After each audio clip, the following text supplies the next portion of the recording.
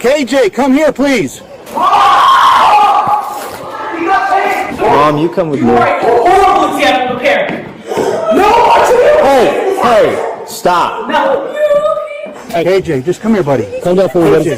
Hey, calm down. Look. Do you remember how much Kroy, KJ, Jagger Biermann Jr., how much he screamed at his mother, Kim Zolciak, on November 27th, 2024? I had to go back into the archives of Plunder and True Crime and look for this Thanksgiving Eve video. KJ had screamed at Kim, saying, "You are a horrible example of a parent." Mom, you come with me. You are a horrible example of a parent. No! Hey, stop. No. KJ started screaming something like, "No one should," and at that point he was stopped by a cop. It was all caught on body cam. His face was blurred during certain parts of the video back then, but due to these new serious allegations, these crimes, these alleged crimes against the 15-year-old, it's against KJ, who's 15, the allegations are being brought against him by a 15-year-old girl, a cheerleader, of course, who I will not name. KJ is no longer being treated as a minor now. Now back then, KJ was, around 13 years old. But he was an imposing figure. He was stopped from screaming at his mother by this cop back in 2024. The cop was like, hey, stop.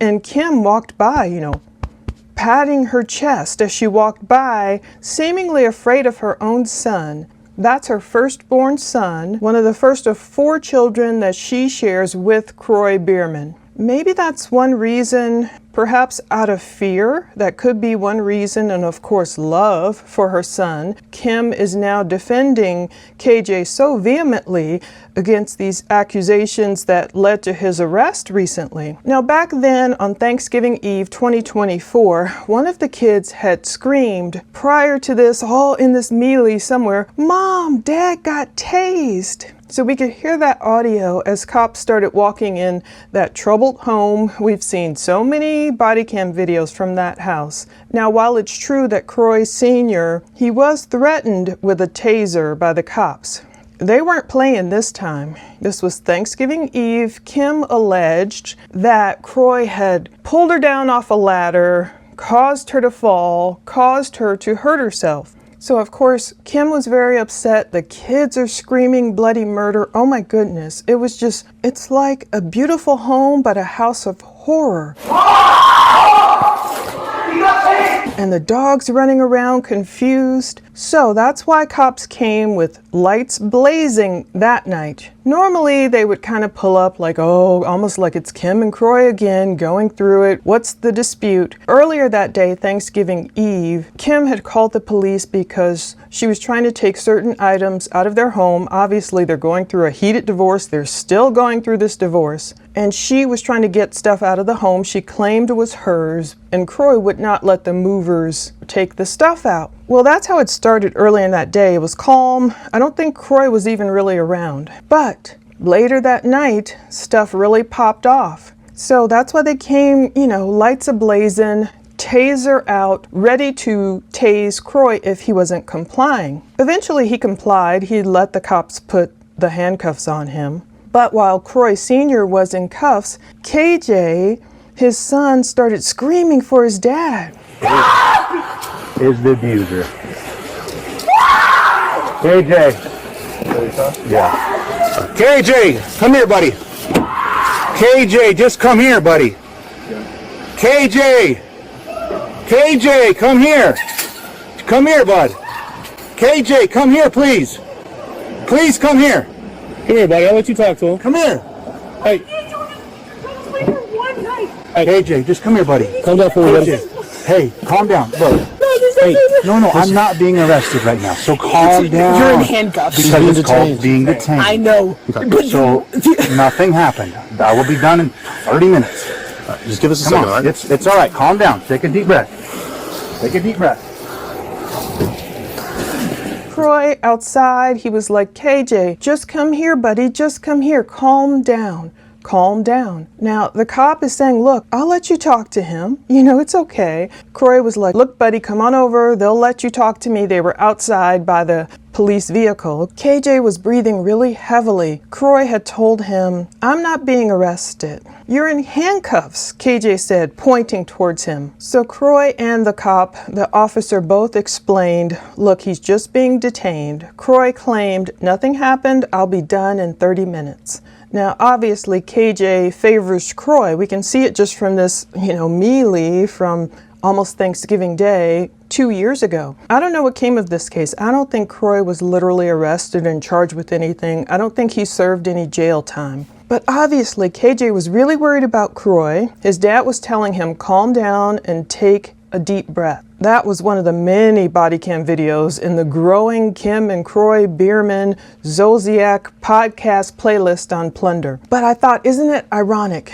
Now, less than 2 years later, KJ would be the one finding himself in cuffs. Now let's talk about KJ's case, and I'm going to issue a lot of trigger warnings, and I want to go over this tactfully with grace. It's upsetting. What else can I say? I think when we heard the other day, the news broke via TMZ that KJ, Kim and Kroy's oldest son, only 15 years old, had been arrested at 15 for crimes so serious that cops were allowed to release his booking photos. They released information to me today, the arrest warrants. Apparently this started at the Lifetime Fitness Gym in Alpharetta, Georgia. So the world of Alpharetta, Georgia, around this area, as we've seen, it used to be inhabited by the Biermann family under one household. The family was made famous by the matriarch, Kim Zolciak. She grew to fame. If you used to watch The Real Housewives of Atlanta on Bravo, you know her from 20 years ago, whenever that show started. Back then, she claimed she was only 29. People always question that, but I think she was. She had 2 little girls. So now we've seen her 2 girls, not from Kroy, but he ended up adopting both of them, I believe.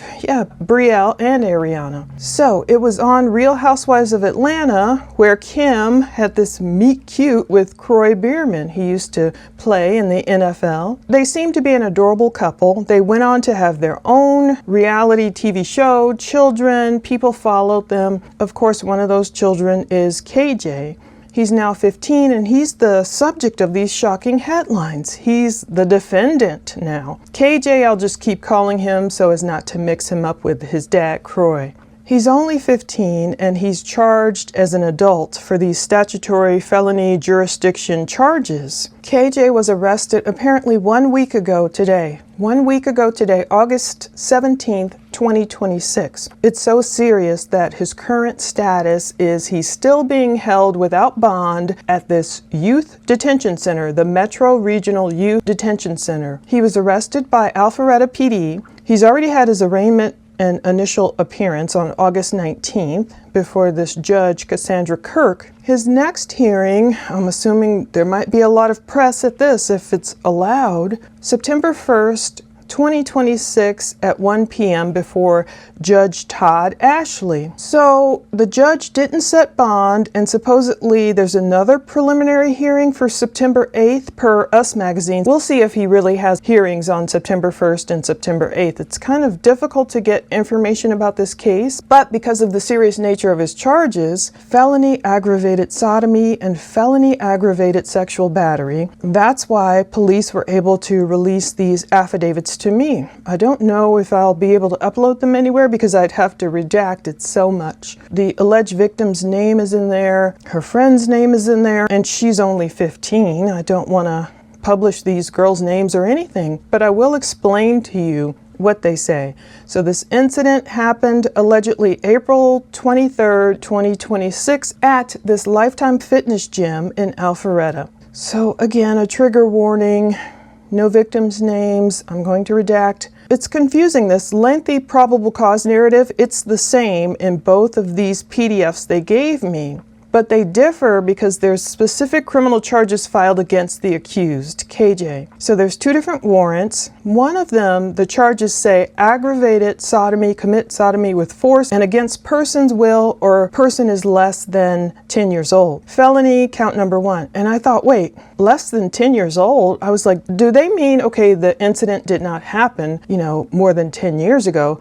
No, in this context, they're talking about less than 10 years old because it's an or, either or. Some of these laws can be difficult to interpret, but basically the standard title for this aggravated sodomy charge under Georgia law, it's covering two different scenarios that have elevated the crime. It's when it happens with force and against a person's will, or the person is less than 10 years old. So this alleged victim is 15 years old, so obviously it's just related to the first half of that description. And then there's another charge from the accused with this aggravated sexual battery, felony count 1. And you'll understand more when I describe what the victim says happened. So now I'm going to read from this criminal warrant. I'm going to make sure I don't say the alleged victim's name, the accuser. So it's saying personally came Jagger, who on oath says that to the best of his or her knowledge and belief, KJ, hereinafter he's called the accused, between April 23rd, 2026 at 4 p.m. and that same day at 5:30 p.m. at this Lifetime Fitness in Alpharetta, Georgia in Fulton County, did commit the offense of aggravated sodomy, commit with force and against a person's will, and I'll flip over to the other charge again, aggravated sexual battery, intentionally penetrating with digits, fingers, the organ of the alleged victim without her consent and against her will. The first charge of sodomy is related to allegedly forcing this 15-year-old to perform oral sex on him by forcing against her will his penis into her mouth. So, deponent. It's a deponent. I had to look it up. A person who gives sworn testimony under oath for a legal proceeding. That's why this person, this officer, is making this affidavit that a warrant may issue for KJ's arrest. Now here's the probable cause part, which can be pretty shocking. April 23rd, 2026, again, between 4:15 p.m., so this is a little bit more narrow than the 4 p.m., so between 4:15 p.m. and 5 p.m. in the family changing area of the Lifetime Fitness located in Alpharetta, KJ forced this victim against her will to perform oral sex on him. The accuser stated that after school on April 23rd, 2026, she went to Lifetime Fitness thinking she had a chiropractor appointment. Might I say these Lifetime Fitnesses are really nice. I know people who go to different locations. I've toured a location. I really would love to join one of these. They have a lot going on. So she thought she had a chiropractor appointment. When she realized that it was the wrong day, she proceeded to work out. Makes sense, let me go work out. I thought I had an appointment, and while I'm here, might as well work out. And again, she is a cheerleader. She's 15. That's all I will say about her identity. After working out, she went to the cafe where she saw KJ enter the gym. KJ came over and they hung out for a while in the cafe. So they're hanging out, looks like a nice cafe and everything, I'm sure. So KJ asked the accuser if she wanted to go to the co-ed sauna with him. That's nice. I went to a gym, was it Bally's? Many years ago, they had co-ed saunas, I remember. All the gyms I go to after that have, separate saunas, which are nice too. She replied yes. The accuser stated that in order to get to the co-ed sauna, you had to go through the family changing rooms. Both parties are seen entering the family changing rooms. Okay, so that must be evidence they have right there on video. The accuser stated that KJ asked her to come look at something in one of the rooms. Like which room?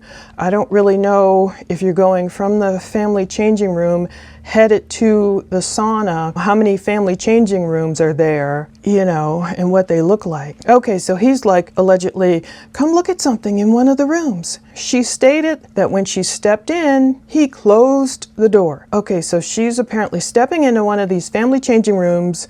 KJ, according to her, is like shutting the door. He then begins to try what she refers to as finger her over her ribbed biker shorts. When he began to rub, it hurt everywhere. She stated she didn't know what to do. She felt like she was frozen. Again, I understand that response too. Generally, a person is one who fights, flight, they run away, or they freeze. This accuser said, she froze. She felt like she was frozen. She stated that she did not expect him to do that. She stated that he was doing it very fast and very hard and that it hurt. She swatted his hands away a few times, telling him to stop. He then attempted to go into her pants. He was able to get inside of her pants and he began to finger her. She stated that he only digitally penetrated her vagina a couple of times. Then she told him to stop and pushed him back a little bit. He then began to kiss her again, but she began to try to move her face away. He then told her, you're fine, it's not like I'm forcing this. The accuser then said, but yes, you are. He then suggested that she do something to him in return, basically, and she told him no. He told her to just give him head, oral sex, they have in parentheses. She told him that she did not want to do that. He then stated to her, you're lucky I'm not forcing you down there right now. She stated, I am not doing this.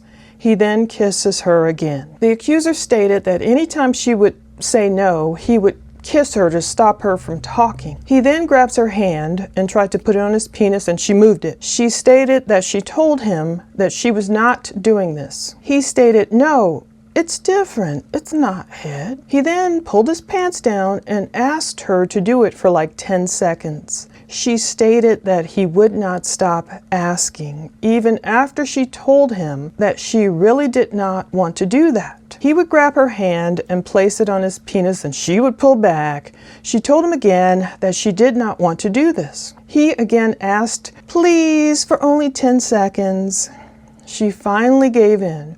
She stated that she performed oral sex on him for about 5 seconds before standing up and telling him again that she does not want to do this. While she is giving him oral sex, he repeats to her that she is better than his girlfriend, and I won't name his girlfriend. He then gets mad and puts his hand on her shoulder and pushes her down to his penis.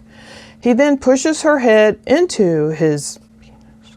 She stated that her eyes began to tear up because she did not want to do this and she was not comfortable. She then stood up. He begins to ask her over and over again to have sex with her. She tells him no, that she is going to leave. She brings up that he has a girlfriend, that this is bad again. He then pulls her pants down and she attempted to pull them back up. She stated he was actively attempting to have sex with her. She stated that she has this thong on basically, and he begins to rub his organ against her panties over her crotch. She tells him to stop. He then begins to jerk himself off, like self-pleasure.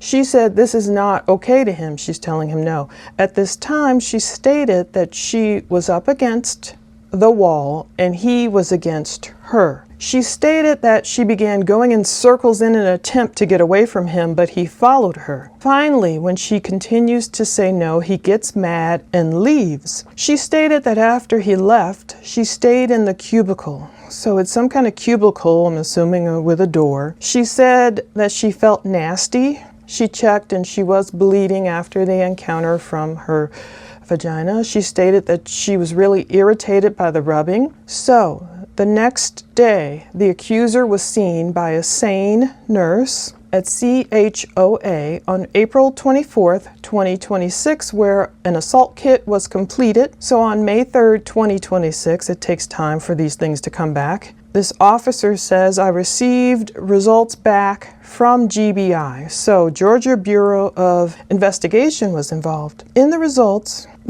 were concurrent with the statements received from the accuser. In the vaginal vault and labia majora and perineum, there was not and presence of male DNA.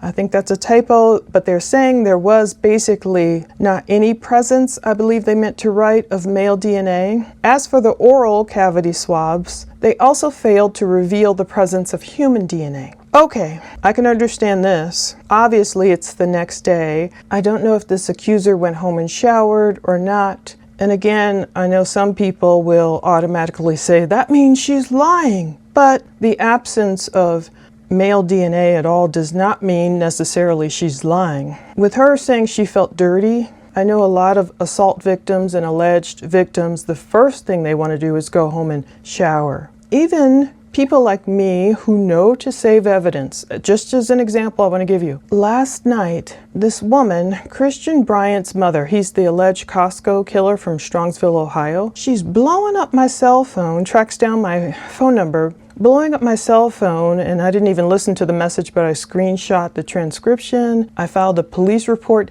She's blowing up my cell phone, upset over Christian's jail phone calls being published, not realizing it's perfectly legal to do. But my first instinct was to just delete it. I didn't listen to it. I didn't want to hear her voice because I've heard her on the jail phone calls, let me tell you. So I'm just saying that to say, I see why the instinct can be for this girl, if she did it, let me go home and take a bath or a shower. Now, the report goes on to say, on June 24th, 2026, I received a call from KJ's attorney, Jason Sheffield, notifying me that he had taken the case. So I'm assuming this is some criminal defense attorney. Then on August 6th, 2026, this officer met with the accuser and her mother and her father in the conference room located in police headquarters lobby. In the interview, I was able to clarify the previous relationships between KJ, the accuser, and KJ's girlfriend. The accuser stated they have known each other for a while because of school. She stated that KJ has dated a few of her friends, but most recently he began to date her best friend, this other girl. She stated that while, this girlfriend and KJ were talking, he kissed her. So I don't know if she means KJ literally kissed her in front of his girlfriend or just during the period they were talking or dating. We used to call it, oh, they're talking, dating. I don't know if that's what that means. She stated that while they were all friends, she was like their third wheel and went everywhere with them. The accuser stated that she blocked both the girlfriend and KJ after the incident. The officer says, in our meeting, the accuser, along with her parents, gave me consent to download her cell phone to review the contents. Unfortunately, the USB-C port is broken on the accuser's phone and an extraction was unable to be completed. The phone was returned to the accuser by SRO at this school. So it says the crime did occur in Fulton County, Georgia. So that's basically it. The third page is the state warrant for an arrest. It's saying, for sufficient causes made known to the deputy clerk of this court, you are commanded to arrest the body of said accused named in the foregoing affidavit for all these charges. So we'll see where this goes. I want to read Kim's response and her defense of her son. This statement. She wrote, the allegations being made against my son are nothing short of reckless and deeply troubling. He categorically denies ever being involved with this woman. Now, people took issue. Maybe Kim should have stayed silent. She's calling a 15-year-old a woman, which is something you just don't do. A 15-year-old is a young lady, a teenager. TMZ never called her a woman. They called her alleged victim, girl. TMZ never called her a woman. Kim is saying he categorically denies ever being involved with this woman or engaging in the conduct she has alleged. Maybe Kim should have let his lawyer make a statement. I don't know. My son voluntarily took a polygraph examination regarding these allegations and passed. Okay, where's that evidence? Even if it's not necessarily allowable in court under certain conditions. Kim said, additionally, an examination was conducted and no DNA belonging to my son was found. Okay, that seems to line up with what the police report says, but again, that does not mean this accuser is necessarily lying. Kim wrote, false accusations can have devastating consequences not only for the person being accused, but also for genuine survivors of sexual assault and abuse. She continued, every legitimate allegation deserves to be taken seriously and investigated based on the facts and evidence. At the same time, no one should be publicly condemned based solely on an accusation. Now, I do agree with Kim that false accusations can have devastating consequences for the person being accused and for, yes, survivors. For example, so many people I see are accusing Patrick Clancy of killing his own kids, and he's not even on trial. You know, his wife is on trial, but people are flipping and accusing her husband. Oh, he did it. He's setting her up. Even like famous people with huge platforms. I'm like, what are you doing? The Nolan Wells case. We still don't know what happened there. People have accused his friends of murdering him. We don't have evidence. And I agree. KJ is just like anyone else. He's afforded his due process, innocent until proven guilty. But this statement Kim made, like for genuine survivors of assault and abuse, almost as if she's maybe pointing to herself or something, you know, where she oftentimes called the police, called herself a victim of abuse by her husband,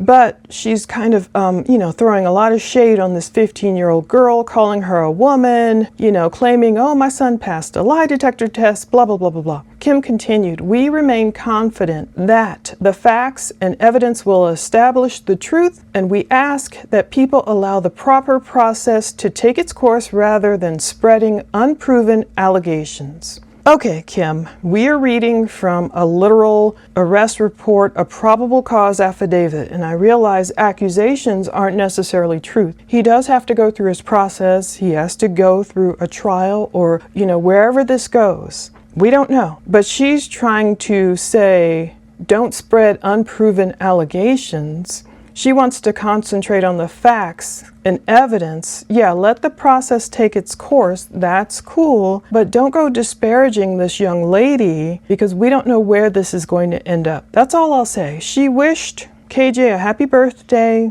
May 31st, less than 12 weeks ago. She called him the most incredible son. I had no idea what was missing from my life until you arrived. You changed me in ways I could never fully describe. You taught me strength, compassion, patience, what the mother-son bond truly means. You are my heart walking outside of my body, and every day you amaze me. You give the biggest, best hugs, and I'm so proud of the young man you have become. Your work ethic, dedication, discipline, and drive, especially when it comes to football, are truly admirable. Watching you pursue your goals with such determination inspires me. No matter how old you get, you will always be my baby, my greatest blessing, and one of my proudest accomplishments. I'm grateful every day that I get to be your mom. I love you more than words could ever express. I hope this year brings you happiness, success, and everything your heart desires. Happy birthday, son. Keep chasing your dreams. I'll always be cheering you on. Love you always, always, Mom. Now, back in May, this is after the incident occurred. I'm glad the alleged victim, the accuser, went to her parents, obviously, and she let them know what was happening right away because,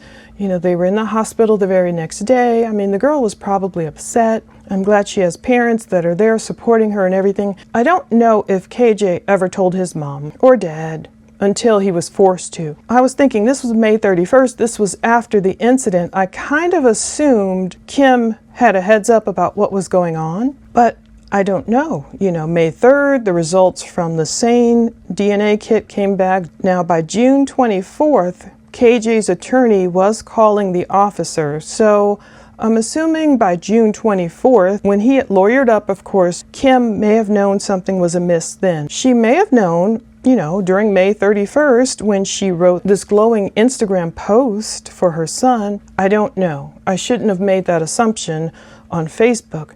But I do think maybe Kim feels a little guilty in terms of all the brouhaha and just the complete stress in her home.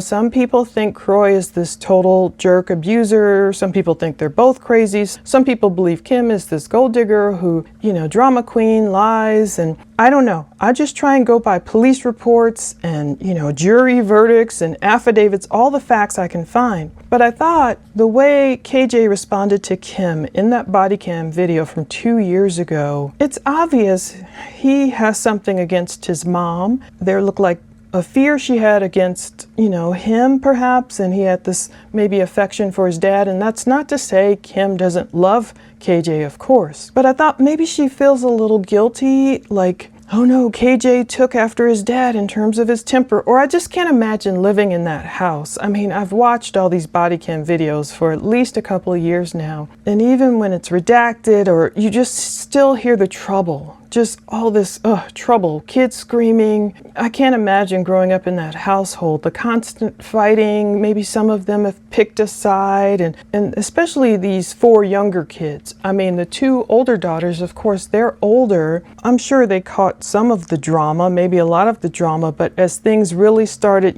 circling the drain, the older daughters can be wherever, whereas the younger kids, it's like, ugh. Let's talk about this potential prison time. In Georgia, these charges are considered part of those 7 deadly sins offenses. That's why the law gives the adult superior court exclusive jurisdiction over juveniles between the ages of 13 and 17 who are accused of these specific crimes. Somewhere I read on TMZ too a different statement. Kim was saying, oh, this girl has accused others of the same thing. And again, TMZ could not corroborate that. So I don't know what she's talking about there.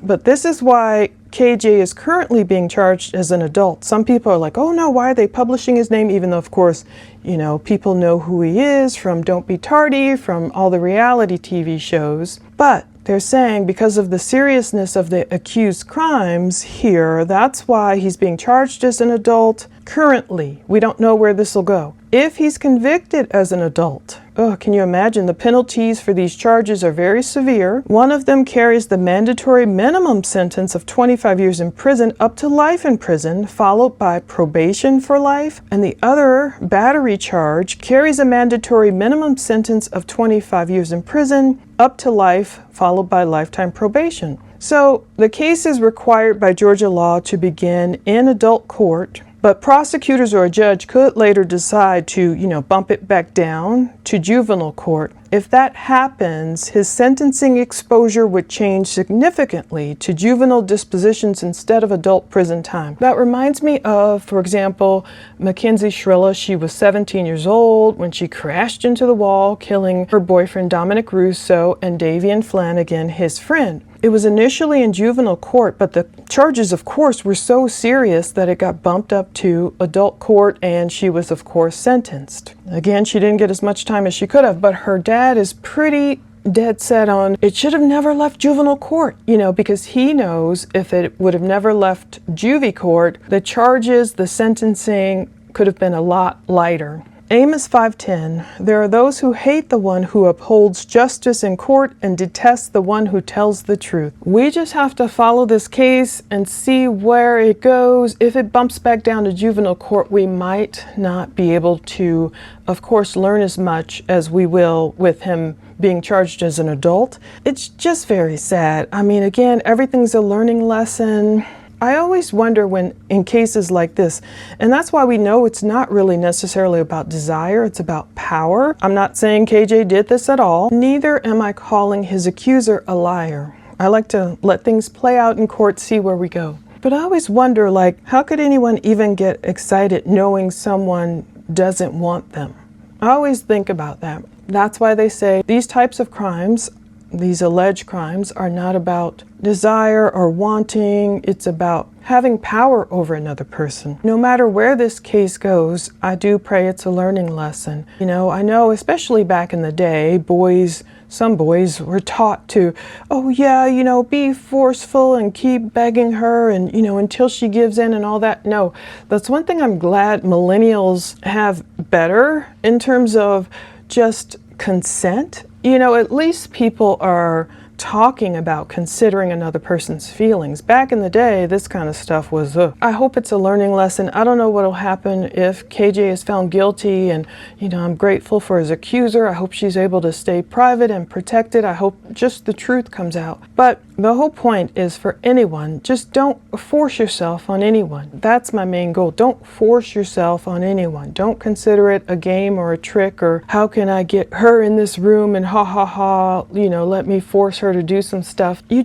don't do that. You just don't do that. That's my main thing. And with Kim making these statements and already, in my opinion, blaming the alleged victim, maybe she just needs to calm down and let the courts, let the whole process, like she says, play out, instead of saying, well, this woman and my son categorically denies, and I know that's the lawyer speak, because she knows how to give certain statements, but we can't defame anyone We can only just read the court documents, see what the alleged victim says happened, and just watch the case from there. And again, I don't know where I can put these documents unless I do a ton of, well, if you see a link below, then I was able to go ahead and do a ton of redacting to take everyone's name out except the accused, which has already been published. We know KJ, in essence, a public figure, only 15 years old. So people are surprised. It's confusing if Kim is saying, oh,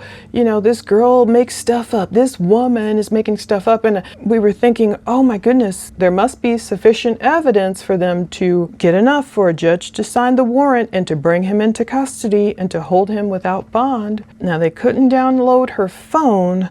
I wish there was another way to download it. It depends on how much she had on the cloud. Sometimes your iCloud is all full or it's not even linked to your phone. There's a lot of different issues where they might not have been able to download things off the cloud. But again, we only want truth to prevail. We'll keep following this case and many others. I have so many. I've been putting up, of course, Chad Dorman. I've got more Courtney Clinny evidence to put up. Other stuff I've just thrown over on Plunder bodycam videos. Thank you so much for watching all of this. Take care.